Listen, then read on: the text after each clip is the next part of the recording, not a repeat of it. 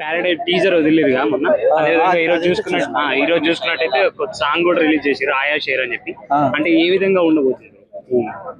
నాకైతే బాగుంటది అనిపిస్తుంది. ఎందుకంటే నాని ఫస్ట్ నుంచి పెద్దగా ఇట్లా యాక్షన్ మూవీస్ ఏం లేవు కదా, అంతా నార్మల్గా కామెడీగా ప్యారడీగా జరిగిపోయింది. ఈ మధ్య వైలెంట్గా వచ్చిండు.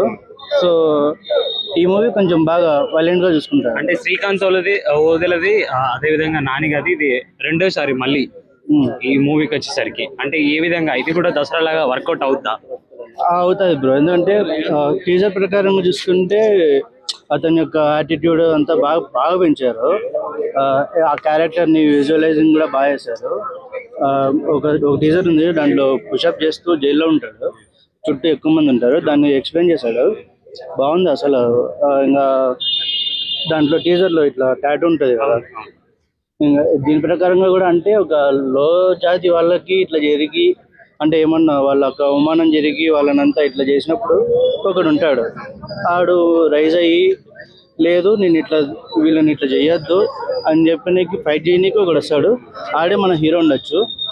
సో బాగా అట్లాంటి జోనర్ సంబంధించిన మూవీ లాగా అనుకుంటున్నారా మీరు? అట్లా జోనర్ లో ఉంటుంది అనుకుంటున్నా. అంటే వైలెన్స్ ఎక్కువ ఉంటుందని ఆ టీజర్ చూస్తేనే అర్థమవుతుంది. హై వైలెన్స్ అంటే నాని అంటేనే ఫ్యామిలీ కదా, ఈ వైలెన్స్ నచ్చుద్దా జనాలకి? ఎంతవరకు వెళ్ళుద్ది? ఎంతవరకు వెళ్ళొద్దు అంటే ఇప్పుడు సినిమాలాగా తీసుకోవాలి. ఎందుకంటే దాంట్లో చాలా మంది యాక్ట్ చేస్తారు కదా, ఒక్కొక్కరు వాళ్ళ జోనర్ ప్రకారంగా వాళ్ళు యాక్ట్ చేస్తారు. దాంట్లో మనం దీన్ని ఇది తీసుకోవాలా దాన్ని అది తీసుకోవాలా అంటే ఇప్పుడు దాంట్లో మంచి చెప్తారు చెడు చెప్తారు. నువ్వు చెడు తీసుకుంటే నువ్వు ఏదో, మంచి తీసుకుంటే నువ్వు ఓకే, అంతేగాని ఇట్లా కాంట్రవర్సీ చేయొద్దు. అంటే నాని గారు ఈ మూవీ తోటి ప్యాన్ ఇండియా రేంజ్ కి అంటే ప్రభాస్ గారు అది అని చెప్పలేం, కానీ మాక్సిమం ముందులాగైతే ఇప్పుడు లేడు కదా, లెవెల్ అయితే పెరుగుతూ వస్తుంది ఆయనకు కూడా. బాగా మూవీస్ నుంచి అదే మామూలు మూవీస్ నుంచి ఇప్పుడు ఇంత ఇంత చూడడం అసలుకు తన హెయిర్ స్టైల్, తన వే ఆఫ్ టాకింగ్, అసలుకు ఆ బూతులు మాట్లాడడం కానీ. మొన్న అది హిట్ అందులో ఫస్ట్ టైం నాని ఒక అమ్మాయిని చంపడం అంటే ఇంత వైలెన్స్కి వచ్చేసినాడు. ఆ కోపం యాంగ్రీ కానీ ఎంతమంది లేదు అది. సో అట్లనే దీంట్లో కూడా ఇంకొంచెం వైలెన్స్ పెంచిండొచ్చు. అండ్ అలాగే ఇప్పుడున్న పెద్ద హీరోలు అంతా కూడా పెద్ద సినిమాలు ఇట్లా వైలెన్స్ ఎక్కువ ఉన్న సినిమాలు చేస్తారు.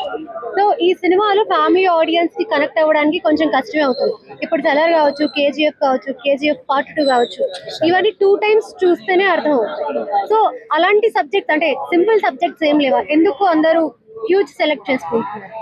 అంటే పెద్ద హీరోలు మళ్ళీ చిన్న సినిమాలు ఇస్తే వాళ్ళకు పేరు తగ్గుతూ వస్తుంది కదా. సో అందుకు నేను అనుకుంటున్నా, అది వాస్తవం ఉండొచ్చు కాకపోవచ్చు. పైగా ఇట్లా చిన్న వాటికి కొత్త వాళ్ళకి అవకాశం ఇవ్వడం కోసం వీళ్ళు పెద్ద సినిమాలు కూడా తీయచ్చు. అంటే 2 జోనర్స్లో వాళ్ళు ఎట్లయినా తీసుకోవచ్చు. సో దీనికి ఇట్లనే ఏమీ లేదు.